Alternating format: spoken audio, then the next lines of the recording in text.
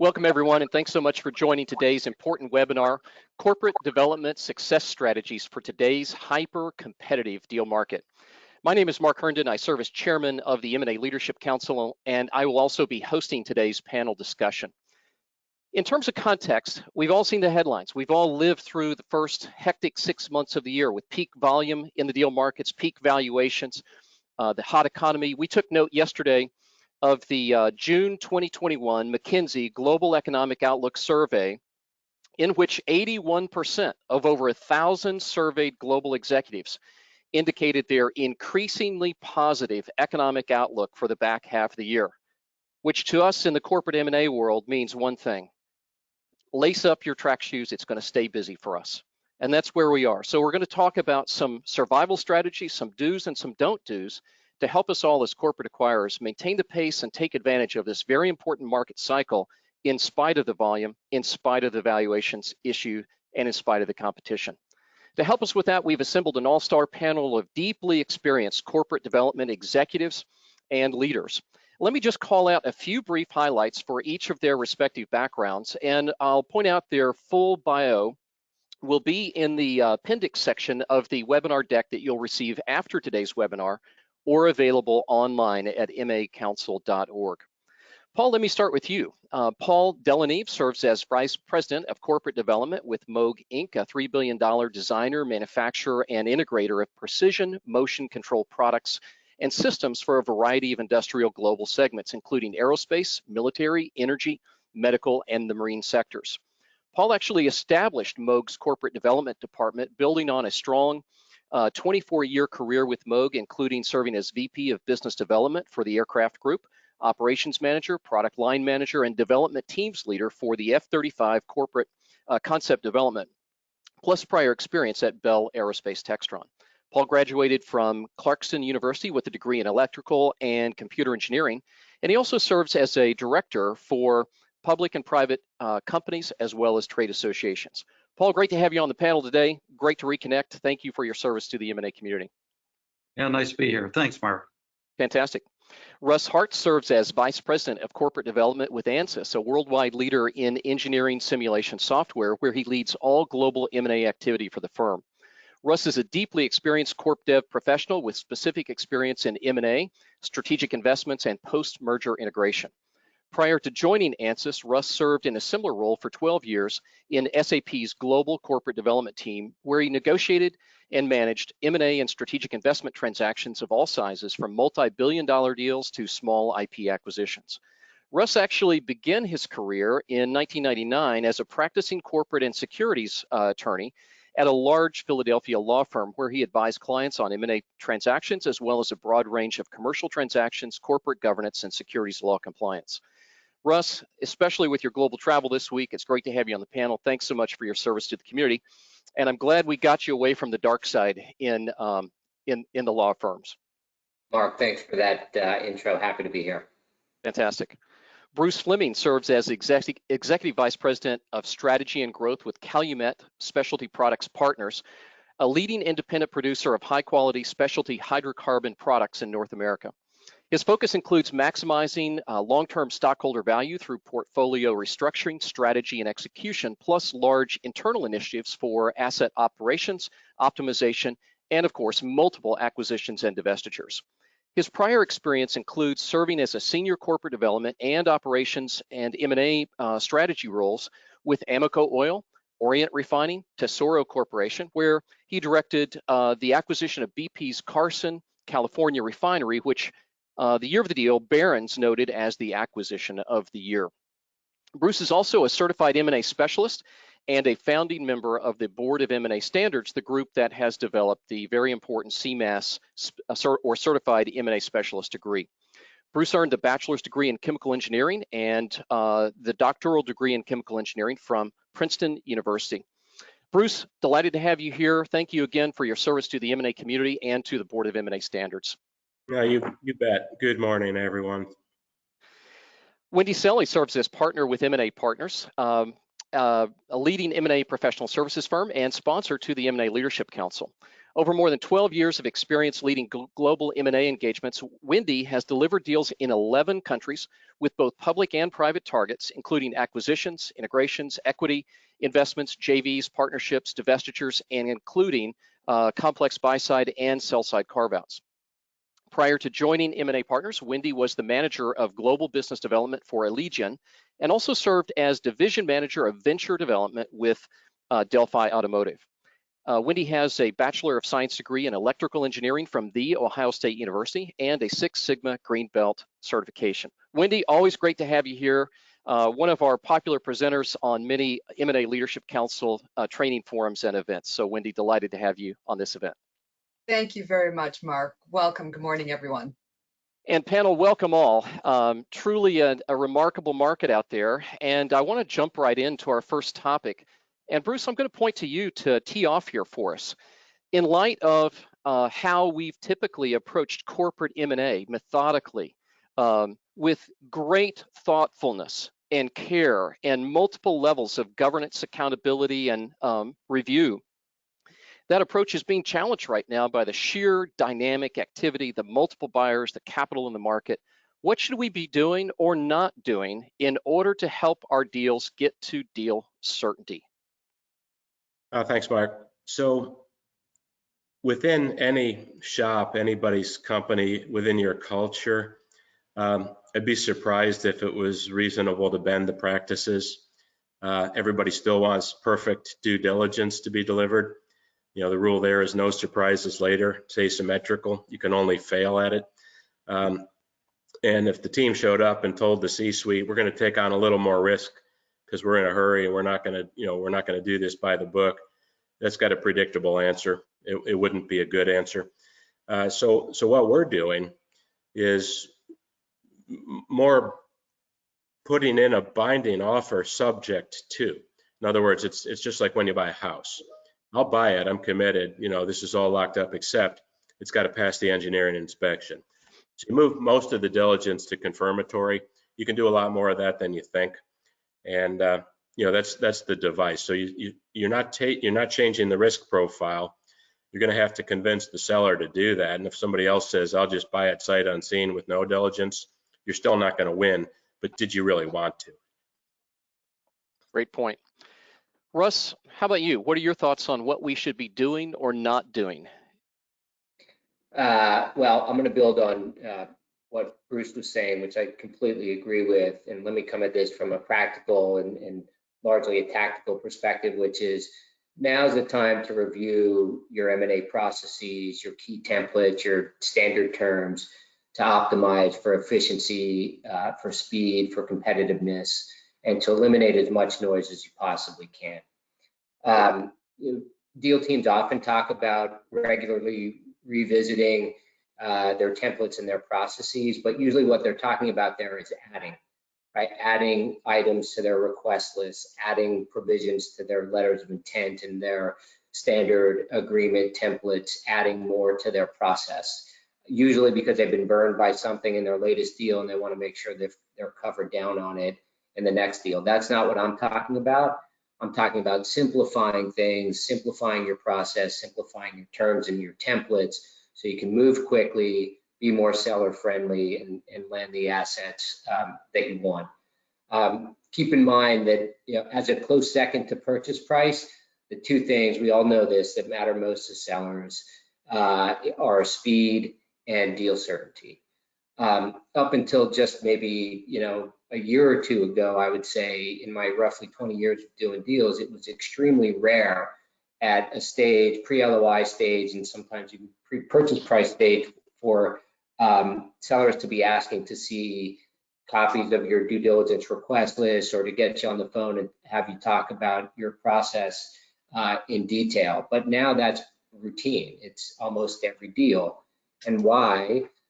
Because your processes, your templates say something about what it's going to take to get a deal done with you. It says something about how heavy your process is, how fast you can go or not, and is there a high likelihood you're going to find something in the minutia that causes you to back away from the deal or change valuation. So this is a key decision criteria up front now for sellers in this highly competitive environment that we're in, and they want to know, what they're in for right from the outset. It's time to take another look at these things. And I was talking to a colleague about this the other day, and there was a bit of a, should we be reinventing the wheel? And in my view, the answer is yes. We should look to reinvent the wheel somewhat if the wheel is the templates that were developed 5 to 10 years ago, because that just does not bear reflection to the state of the marketplace that we're in now. Yeah, I really like that. I'll give you an example, short one. So we were on the sell side about a year ago, and the COVID thing is maybe influence that's hard to evaluate what it meant, but it happened to be a hot situation. So I get the usual letter out to folks, and it's like, okay, give us your indication of value by such and such, and tell us about the process, all the things you just said. What are you going to have to do for diligence? And I get one back with a 273 item diligence checklist. And basically they said, we can't give you an indication of value until we complete this diligence.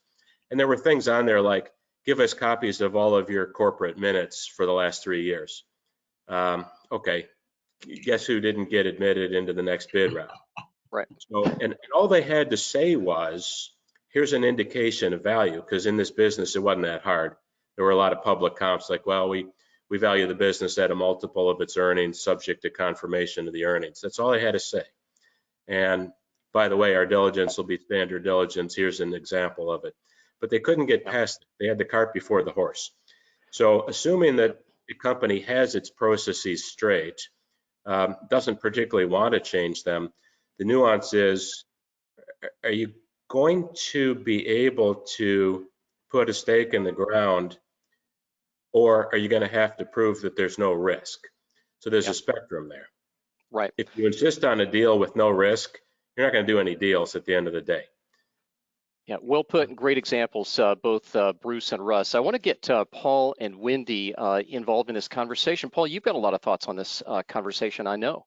Probably more thoughts than time, but I'll just piggyback. I really liked where Bruce and Russ were going, and for us, we did a deal before the end of the year last year, and part of the stipulation was you had to close it early December, right? So there was already deal certainty, and there was a time fence. And usually for us, how everybody is, if it wasn't for the last minute, nothing would get done, right? And so, we kind of pushed it. We worked on the risks. We were preferred buyer, but we had to work really closely with the teams, because while we have tools, some people say, well, I always need more. You're not giving me enough time for diligence. And of course, the answer is, when you take a test and it's 2 hours, you only have that much time. Think of it in that sense. And people started to really get aggressive on doing the real work, because sometimes, going back to what Russ is saying, the old days, you'd sort of have, you'd say, oh, I know it's a non-binding offer. I got a lot of time. I get time to do diligence. Let me go to the file room where the diligence box is. Those days are gone, and now the speed is much quicker. So so I reflected on that, because we did a lot of good things understanding the team. We wanted to make sure that they understood the value drivers and the cost of risk. And a lot of people don't understand, every risk is the same, and of course it's not. And so I think there's, you can have all the best tools in the world, but the engagement, communication, understanding where you should spend your time. I think what I tried to do in that process, make sure everybody was aware of all the risks being worked, because somebody might have a risk, but in the context of things, that's probably minor. And again, it's a learning process. So really that good was insights my experience last year.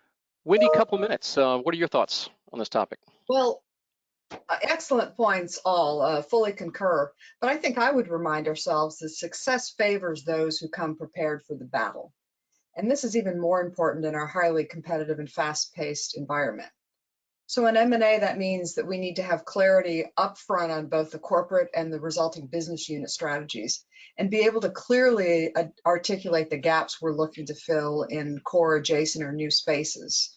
I think we also need to be upfront, be performing regular portfolio analysis, understanding where we might rebalance, deciding what still fits in our strategy and what should be shed. I think it's also really important upfront to be doing regular market and competitive analysis, to be able to understand the dynamics of our industry, the changing customer needs and market forces and cycles. And if we don't have the capability to do that in-house, especially in some of the smaller companies, we should spend the money to have advisors come alongside us and do that, that have good access to data. And then lastly, building on what all of you have said, carefully looking at our internal capabilities, and where we don't feel that we have the expertise or the bandwidth, having the courage to hire strong advisors to help us navigate. There's no shame in that, but it helps us get to speed and help us get to effectiveness to be able to get these deals done. So again, it's about ensuring that we're ready to act when those right opportunities come along. Very good. I want to move us along to this next topic because I know it's going to be front and center for all of us. How do we think about deal structure, valuation? What modifications should we be willing to embrace given the volume, the competition, and certainly the frothy valuations out there? To start us off on this topic, Russ, I'm going to go to you. Talk to us about your insights here. Yeah, absolutely. And I'm going to build a lot on what Wendy was saying in her last comments there. You know, we all know the market is crazy right now. Valuations are at an all-time high. The market activity, the pace of it is just breakneck speed. I've never seen this before in my entire career. And so much of it is out of your control as a buyer, right? This is happening in the marketplace around you. But you know, how do you handle it? What do you do? Well, you do, you know, what you do in other areas of your business when you've got challenges and complexity, you make a plan. And so in the time I have, let me just quickly talk about how you go about doing that when it comes to M&A, what an M&A plan looks like. And this is borrowing largely from, you know, what we do here. First, we categorize the companies that are on our heat map or on our broader pipeline into, I'll boil it down to 3 rough categories: the must-haves, the most strategic assets, the ones that you'd hate to see go to a competitor. That's category 1. Category 2, highly strategic assets don't quite rise to the level of must-have, but a good fit with your corporate strategy. If they went somewhere else, it's not the end of the world. You have other alternatives. You have a plan B and plan C. And then last category would be the nice to have. So these are opportunities that are more opportunistic in nature. You wouldn't necessarily proactively pursue them, but if they came up for sale and you weren't otherwise engaged and the price was right, you'd be interested in acquiring them. Then do your research on each one of those companies, build a profile, do as much research as you can before you contact the company so you don't prematurely trigger something. You've got obviously access to public information, refer to your subscription databases, use your external and internal network, and tap into those resources to learn what you can about the company. To do 2 things, build a profile that does 2 things. Number 1, articulate the strategic rationale for why you would buy each company and how it fits. And number 2, develop a price range in the context of the current dynamics, this crazy market that we're in. And a price range, not that you'd be willing to pay, but that the market would command, so that you could weed out those assets given that price range just out of reach for you. They shouldn't be on your list. They're not actionable if you can't afford them. And so maybe you put them in a 4th category that's just kind of watch list because you're interested, but they're not on your M&A plan. Part 3 is understanding what capital you have available for M&A. Do a firepower analysis, work with your finance team. Can you use equity? Would you take out debt, and in what amount? Because that's obviously going to constrain what you can do. And lastly, take those categories back to the senior executive team, back to the business sponsors, and stress test them. Make sure that you've got the right companies in the right categories. It's comprehensive enough, and within the categories, prioritize. If you sequence your top strategic companies, how would you do? What's priority number 1? What's priority number 2? And so on. Now you've got a proactive plan, a plan that allows you to be proactive in your pursuit of the companies that are most strategic to you. And also when things happen around you and a company comes up for sale, is put in play, you have a plan to refer to guide how you're going to react to that. Last point I'll make here is if you're going to go through the process of coming up with a comprehensive, well-aligned plan, have the discipline to stick to the plan. Don't get Right. distracted. Don't get off the plan. It's not why you put the plan together in the first place. And that's just going to help you remain flexible and able to react in this dynamic situation that we're in. Russ, fantastic. Thank you for that. Paul, I want to get you in on this topic as well. Well, I build off, I'm both, the portfolio perspective is very important. And each of us, as a strategic buyer, our portfolios are weighted differently. They're in different growth cycles. So really understanding that.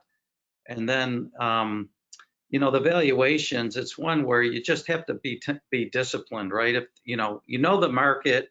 So when we come to recommendation, we have our own internal valuations and, things that what that company would look like within our structure. So you'd want the strategy and then sort of the concept of operation. How would you run it? And then how does that impact the model? Plus, how can we drive value, right? So it's all those elements together. And then it's about what you're willing to pay given the market dynamics.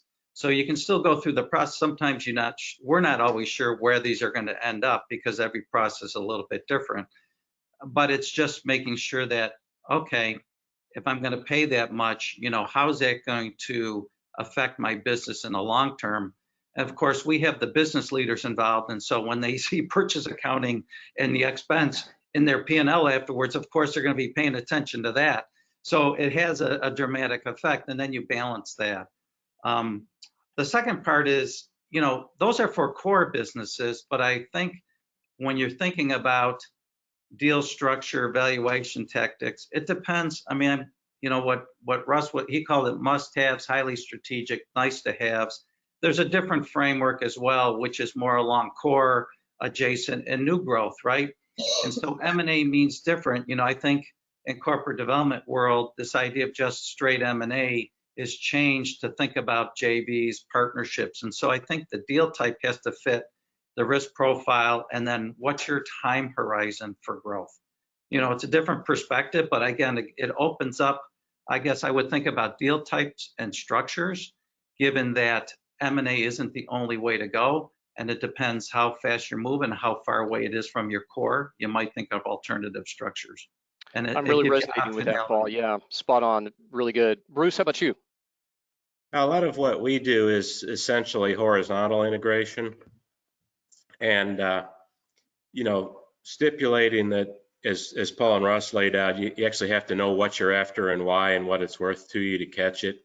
Then if you come to risk and speed, it's been surprisingly effective to talk about, and let's use the word merger instead of acquisition. It may still be an acquisition, but if you can do that for stock, you've de-risked your forecasting errors. I mean, the business is worth what it's going to earn for you in the future. And if you get that wrong, you got a valuation bust. And if you believe this statement that floats around our industry that 80% of deals fail to deliver, and I do believe that, it's a miss on expectations, and that's going to be a miss on value at the end of the day.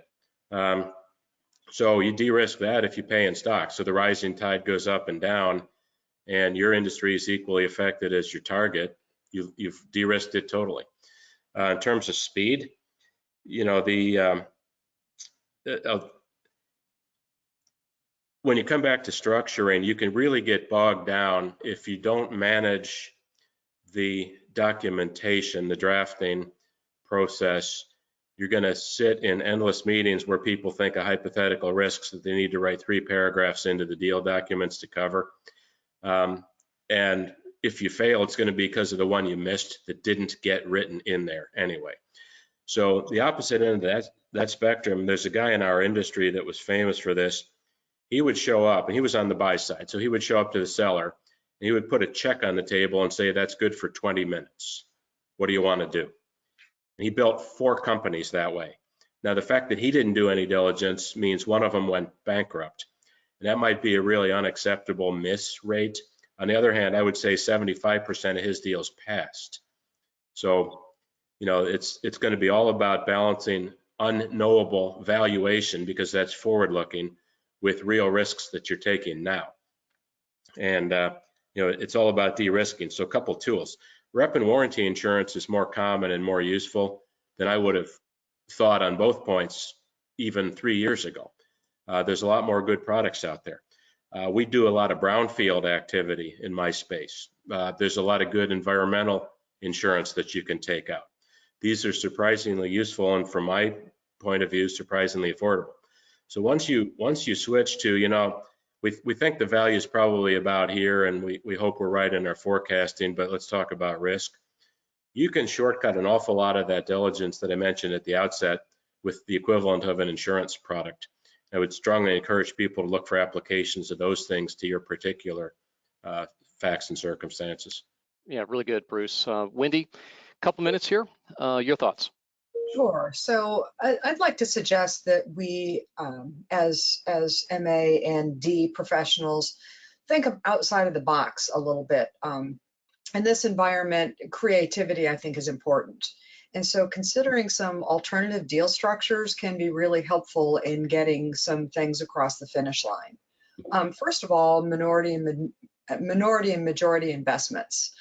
These can be really helpful maybe when the seller isn't quite ready to sell and give up ownership or control. And sometimes this can help in the courtship to get them more comfortable because they have some ownership and hands on what they developed, what they started for a period of time. Also, these can help when the deal is involving an unproven or developing technology or entrance in a new region, and it gives us an opportunity to test the opportunity and de-risk that bet.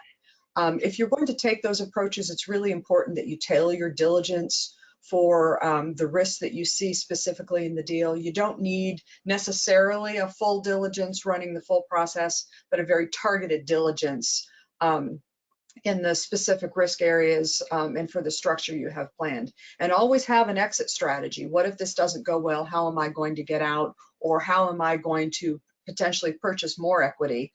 So what's your future goal? Another thing that I would mention very quickly is venture capital funding. This can be a very attractive way as an extension of our M&A to guarantee access to a future technology or maybe test entry again into a disruptive innovation or an unproven business model. But there are a few critical things to keep in mind if you're going to go down that path. First and foremost, you have to be able to get comfortable with the fact that these are longer term bets. You are going to benefit the company that you're helping fund likely long before you derive any benefit. And that is change management for yourself and your expectations. And also you need to be able to move at the speed of ventures, not at the normal corporate or M&A machine speed, because that speed is critical to their development and to their market pace. So again, that's another internal change. We need to adjust our diligence and our governance, our approval processes to be able to move at their pace. So these alternative structures can be really beneficial as an adjunct to our normal acquisitions, but we have to be able to prepare ourselves and be able to think outside of that traditional box. Panel, great job. I'm sure we'll get some questions to click down into this area when we open up the participant Q&A. And just a quick note on that, for those of you that are joining us in today's discussion, be sure to use that questions pod at the right-hand control panel with your GoToWebinar controls, and let the panel know what questions you would like to hear them address. For now, though, I want to tee something else up that is quite challenging. In addition to the volume, the competition, the capital, the hot market, the valuations that you've each addressed, we're simultaneously challenged with a number of new developments, innovations, and issues that have really come to the forefront over the last couple of years or so that impact us directly in our deal success.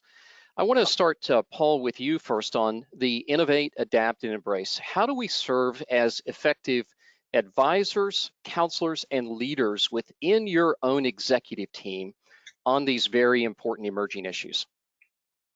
Well, it's obviously a complicated subject, but I'll build off the portfolio, right? It starts with what are your choices, and we talked about it. The market moves very quickly today, and so how do you get that framework so that it aligns with and I think we're all influencers trying to influence the business leaders and the executives with information, right? And it's always a challenge, right? It's always talking to me about the specific deal, but getting people to look beyond where you are today is always a challenge, right?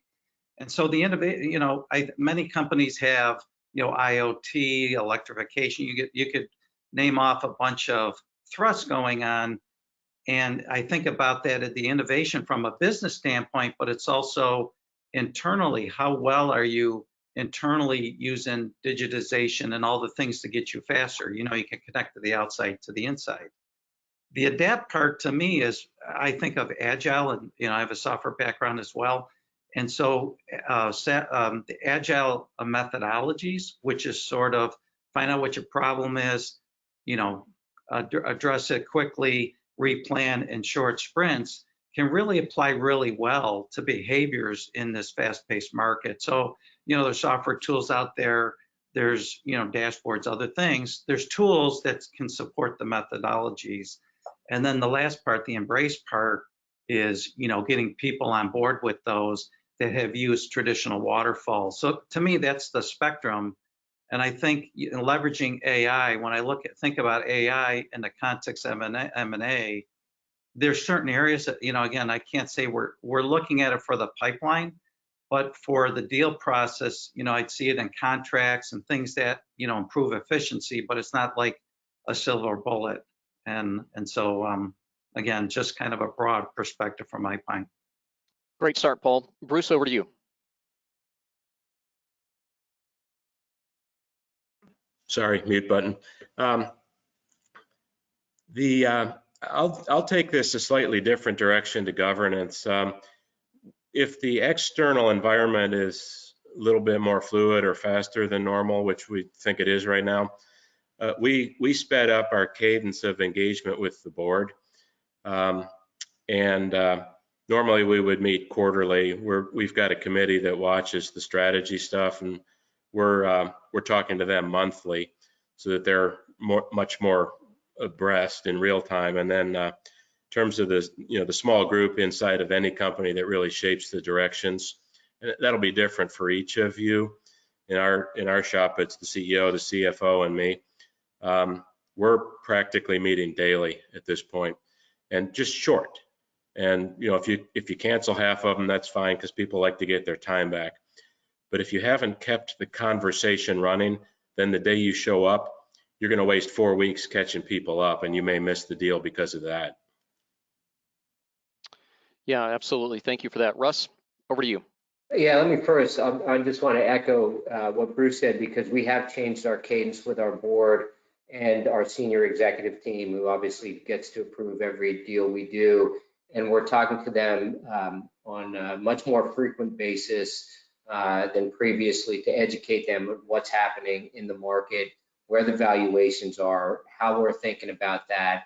We talked to them about the M&A plan that I spoke about, but we're talking to them much more often outside of the context of a particular deal, prepping them for what they're going to see and why, primarily on valuation, but on other aspects of the deal as well in advance. And laying that groundwork, I think, is extremely helpful when you get to a specific deal.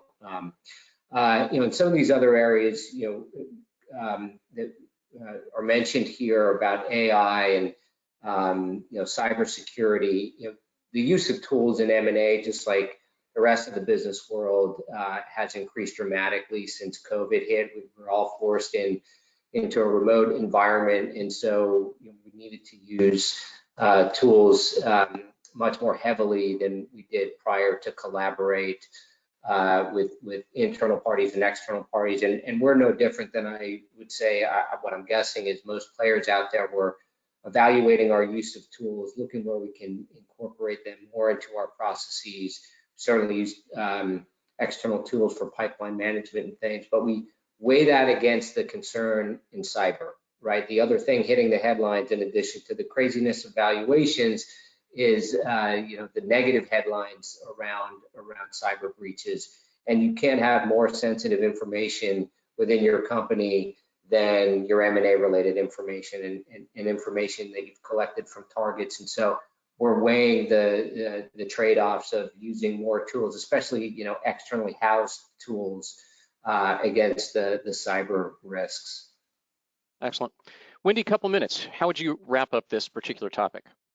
So I think I go back to, as leaders, helping our teams and helping our businesses adapt in the innovation-driven deals. You know, we've talked about innovation within our M&A processes and our tools, but there's also innovation-driven deals that, with all the disruptions in so many industries, we're having to make sure we have to have the proper expertise on board to be able to evaluate those things. So, you know, from a financial perspective, a lot of the value in those kinds of deals is in future growth. And do we have the proper expertise on board to help us evaluate that and get comfortable with the impact that makes on the valuation? In our diligence, we're having to go a lot deeper into cybersecurity and source code audits and understanding IP rights, and is some of the IP based on you know, publicly available information, and how does that impact the ownership of the IP? Those are nuances that have existed, but we need to go a lot deeper on those things. And many teams don't have the in-house capability to really dig at the depth that needs to be done, you know, not just understanding in-house issues, but understanding those issues as they relate to new tech and lots of innovation.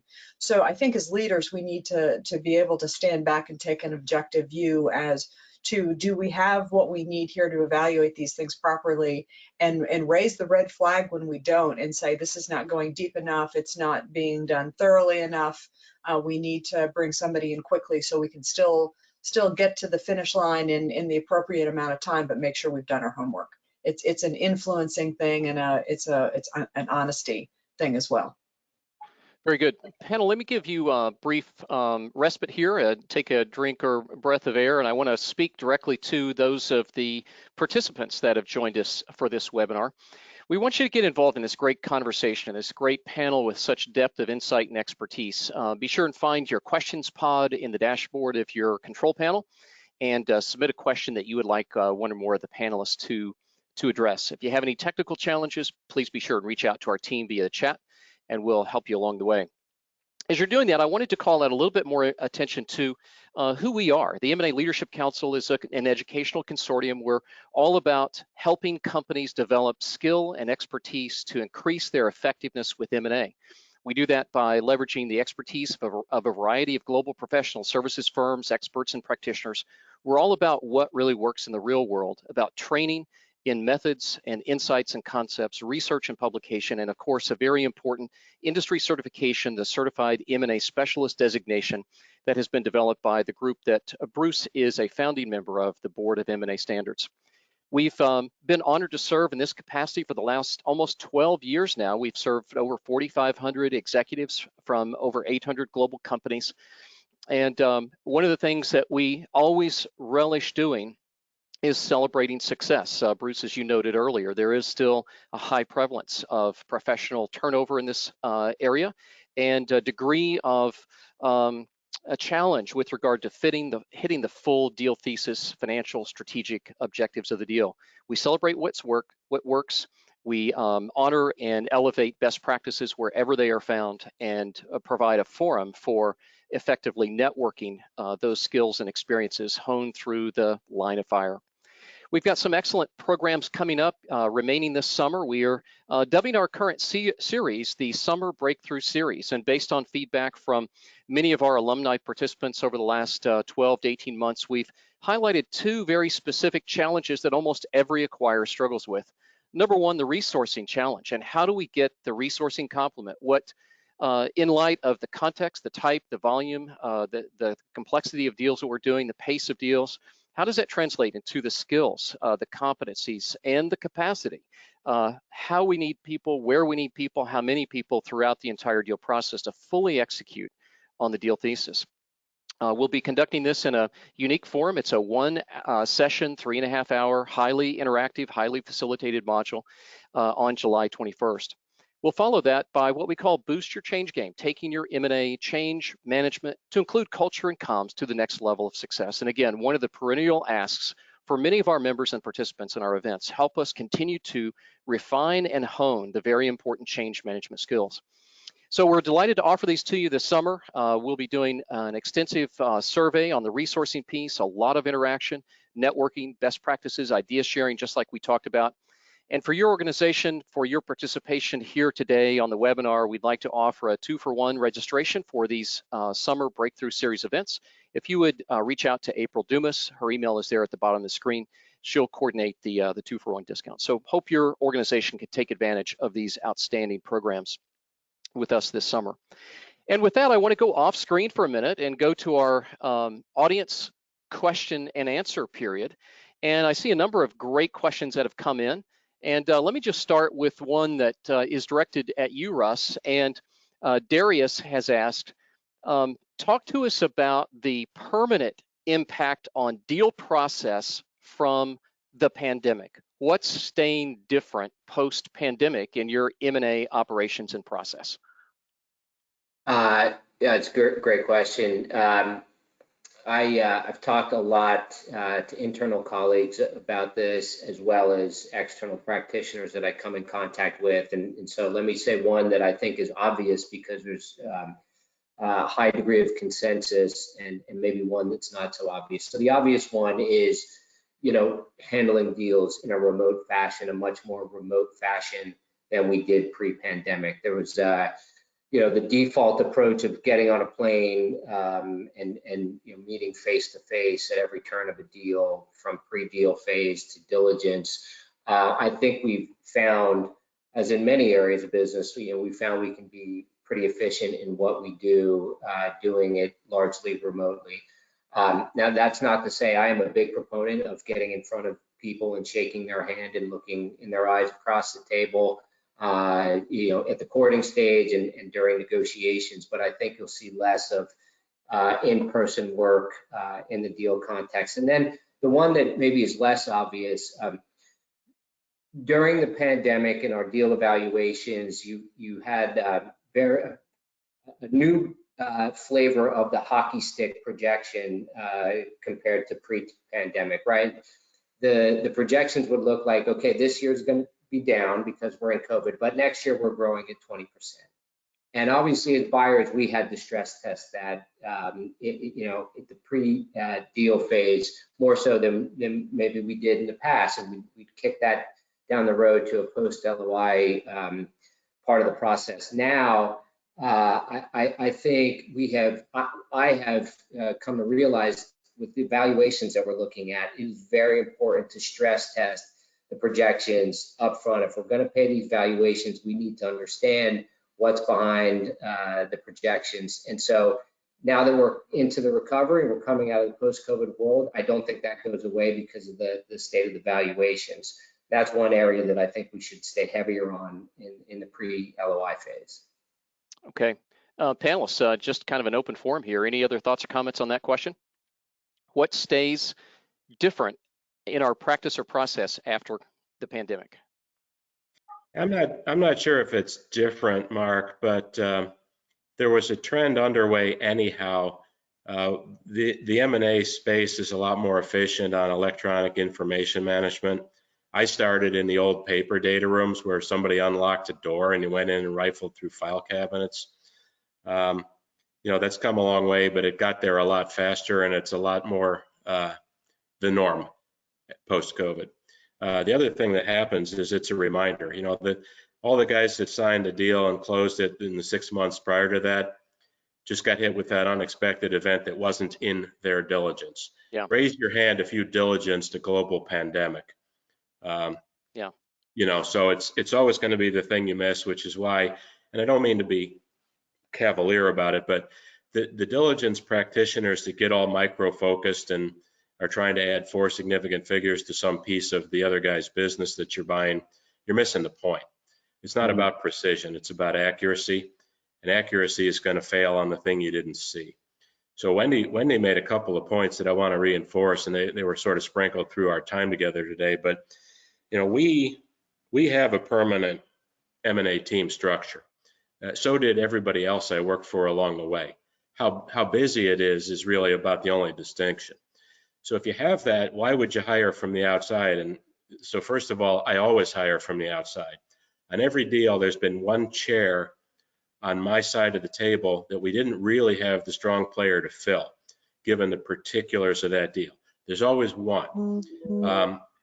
And sometimes it's a process chair. Sometimes it's the guy that'll walk you through really getting a transition services agreement baked, because maybe normally you don't do them. You know, it can be anything.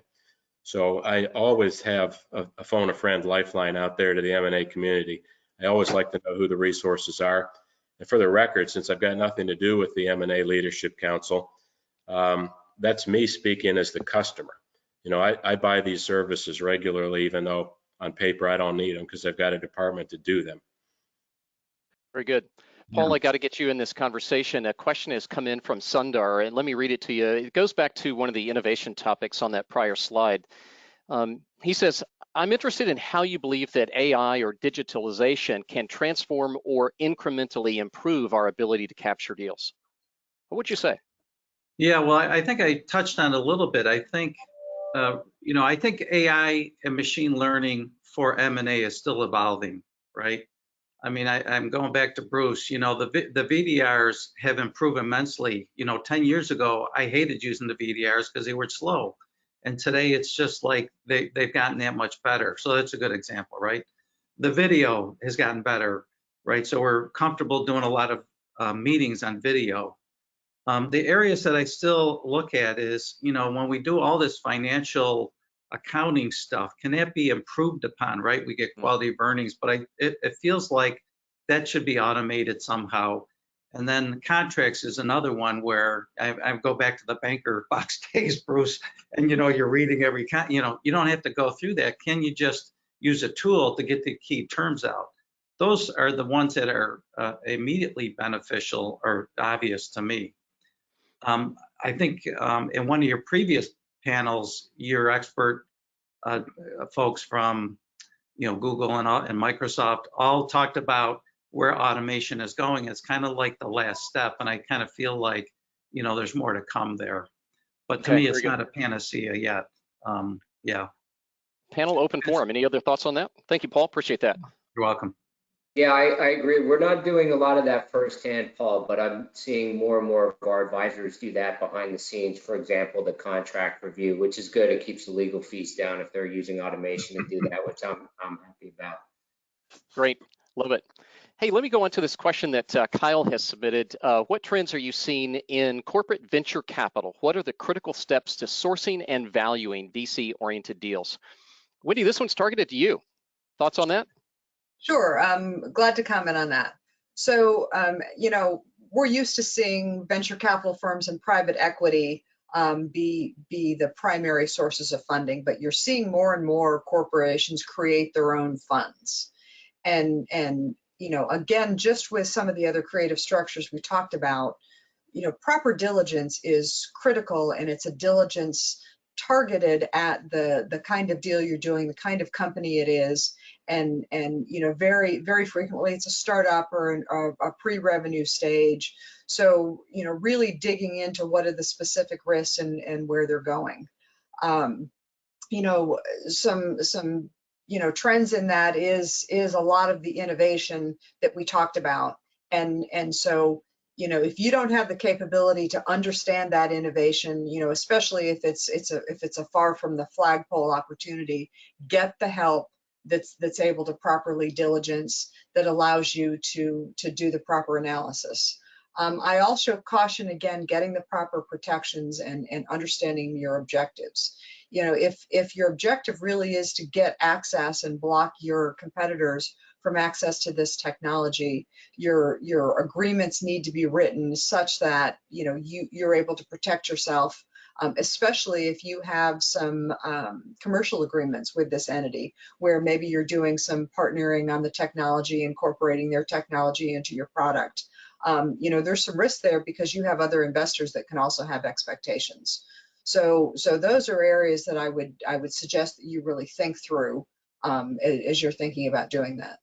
Really helpful. Panel, open forum. Any other thoughts on the VC question, trends in VC, critical steps? The thing for us is we don't have a VC arm, but we've assessed it, you know, it's kind of a new capability to say, so how do you assess companies, right? It's a whole different tool set. There's a lot of information out about how VC people use different tools and methodologies to evaluate that, and then you do comps using, you know, other tool sets that are available. And so we've been doing more of that. I can't say for us it's an innate ability, and I go back to Wendy, get people that are experts in understanding how to put these kind of structures together, because I do think they're important for the longer term, you know, optionality that I mentioned earlier today. Very good.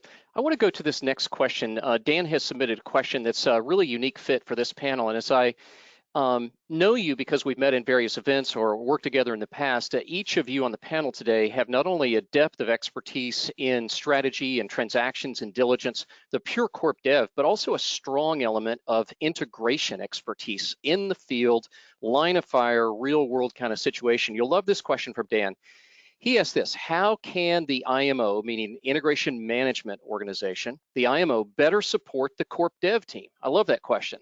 For example, in the latter stages of confirmatory due diligence, you're launching the early stages of integration strategy planning, and it's a very hectic, difficult time with a lot going on. Any suggestions on how to manage that overlapping transition phase at the latter stages of due diligence and the beginning stage of integration strategy and planning? Someone tackle that one. I'd love to tackle that one. That is an absolute heartwarming question to me. I firmly believe that it is a partnership between the deal side and the integration side. And in the perfect world, the deal side bridges over full life cycle womb to tomb. So they have deal side responsibility, and then they support integration side as well.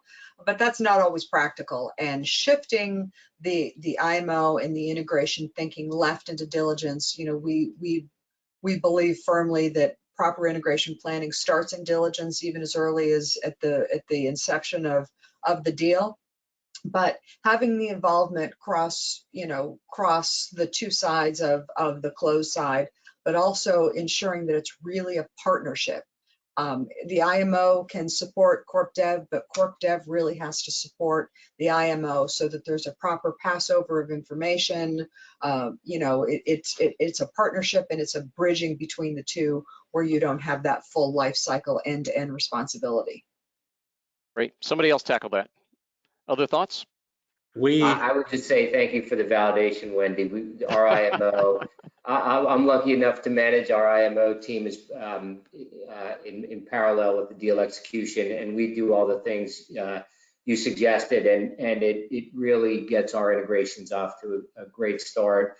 And with little pressure on the target in the diligence phase, we end up with a very nice integration plan at the end of the execution phase. As a result, we get our integration team access to all the information we get in diligence when I get it on day one. And so it is a tremendous benefit to the integration. Great. I'm going to go to a question that's just come in from Travis, and it's an interesting question going back to the structure and valuation discussion that we had. It's about one of our favorite topics, which is earnouts. And it was perhaps addressed at a very high level, but not clicked down into a little bit. And his question is, we are pursuing a variety of smaller, more IP, tech and talent kinds of deals with a fairly significant valuation gap as the norm. What are the panel thoughts about selective use of an earnout to bridge that valuation gap? Who wants to tackle that first? I'll give it a shot, Mark. So be clear to distinguish between earnouts and residuals, and I think the question was very well framed because that's an earnout question. It says we've got two different views of the future. The earnout lets each party say, if I'm right, then the deal gets done my way. So that's a rare opportunity to use the device. There's a lot of other ways to do that, and if it's an IP kind of a situation rather than a cash earnout, you might have a royalty type of a structure. It's still going to be money changing hands later, but you got to have it stapled. So turn the coin over. Who took the risk? So if I'm on the buy side and I've got a more pessimistic view than the seller, which would be, I don't know, 99% of the cases, then I'm going to say I'll pay you the lower number, but you'll have a right to receive some additional money later under these conditions. And he's going to say, how do I know you're good for it? So it just goes round and round. So if you're going to use it, and I'm not a fan, I have used it, I'm just not a fan. Watch out that it's really well structured, because it's awfully easy to punt. And I had one case where we had to shoot our way out of our own earnout because the other guy decided he didn't like it and he wanted to renegotiate it. It's like you can't retrade that after the deal's closed, Yeah. sir. Yeah. And but he still wanted to. So how do you make it binding, and how do you de-risk it? And these aren't easy questions, which at the end of the day is why I'm not a fan, because it can become a huge distraction from the main line, which is let's close this deal. Russ, I got to leverage off of that and get you in here on this question. You've seen this as an executive, as a deal maker, and as an attorney. What are your thoughts on the earnouts? Well, I share Bruce's view. I'm not a fan. There's all sorts of complexity in managing the bid. You've got now two factions that want to manage the business a certain way post-deal, right? The acquirer and the acquiree. And so any time that you want to deeply integrate the acquired business, you're going to have a problem with an earnout structure, because there's always going to be friction with the sellers who say, if I managed it my way, I would have earned the earnout. And many times those folks could be a founder or just other key employee shareholders of the business. You don't want to upset them, annoy them, frustrate them later, because they're still key to the business. But if you pay them, now you've shifted from purchase price to potentially P&L hit. You've got a big problem for your company. So yes, they're a tool in the right circumstances. I would not dismiss an earnout where there's a big valuation gap.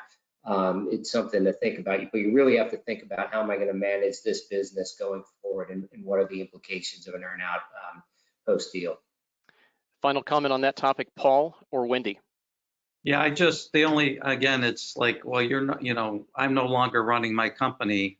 And so, a lot of the earnouts that I've seen, revenue, and then you try to do the earning piece, and it's like, well, you're not, I'm no longer running the company. So it gets into that argument. That's why I don't prefer it as well either, because it just sets up an argument. Very strong afterwards, yeah, if Wendy, you don't meet the earnout, you get a P&L pickup later, if, so the business owner, the new business owner isn't all that sad in the future. Very good, Paul, and I apologize for that overstep there. Wendy, you had a final comment on that. I would say, I concur with all of them. I hate them. But I would caution us on a couple of things. First of all, if you're going to do some sort of an earnout, make it be on something that is easy to calculate. Top line revenue, net revenue is fairly easy to calculate. Profit tends to cause a lot of argument. Well, if you hadn't added a lot of cost to the business, there would have been more profit. So top line is the easier of the two, easier to prove. Second of all, make it something that if the seller is still involved, he can't influence. So if it's based on top line revenue, but he still has some revenue control, then you risk some, how he awards contracts, how he adjusts for, net adjustments. Then you have a bigger fight because he's influencing, and there's an opportunity for bad behavior. Well put, panel, and that's a strong consensus. So thank you for that excellent insight. As an investment banking mentor of mine many years ago said, if you have to use an earnout, make sure it's shorter, meaning duration, limited, simpler, as many of you have alluded to, and higher, which was his way of saying exactly what you just said, higher on the P&L, revenue as opposed to net margin or gross margin, et cetera, or EBITDA. So there you go, a great question. Thank you for asking that. And I'm watching the clock here. We have to close off pretty quickly, but we've shared so much insight. I'd like to just go down the line here. And what's one brief capstone comment that you would say is a very important takeaway on how we compete in this hyper-competitive market? Who wants to start that? Go faster. Get your teams ready. I mean, I think that's as Russ said, I've never seen so much activity lately of things coming across, and you have to be selective. Great sum. Russ, how about you? Yeah, I think as we've talked about throughout the discussion here, it's time to challenge the conventional way of doing M&A, whether it's in terms of how you're valuing businesses, how you structure your deals, what your process looks like. Now is the time for creativity, outside the box thinking, as Wendy said. Excellent. Bruce? You got to be ready before the event. You got to have your governance in a row. You got to have your key stakeholders aware. If you do all that afterwards, you're too slow. Fantastic. Wendy, final comment? So, the challenges have gotten a lot more complicated, but it doesn't take away the importance of focusing on the fundamentals. And the most fundamental thing is focusing on the strategy, focusing and understanding the value drivers and being able to protect those, and keeping that forefront in your mind as you pursue the whole deal, because the complications can be distracting, but if you lose the fundamentals, at the end of the day, you won't be successful in delivering your value. Wonderful insights all. Thank you to each of our panelists, Paul, Russ, Wendy, and Bruce. It's been an excellent conversation. Thank you again for your service to the overall M&A community, and we wish you deal certainty and hitting the full deal thesis in each of your deals. Thanks, everyone. We'll see you again soon on another M&A Leadership Council online event. Take care. All right, bye. Thanks all.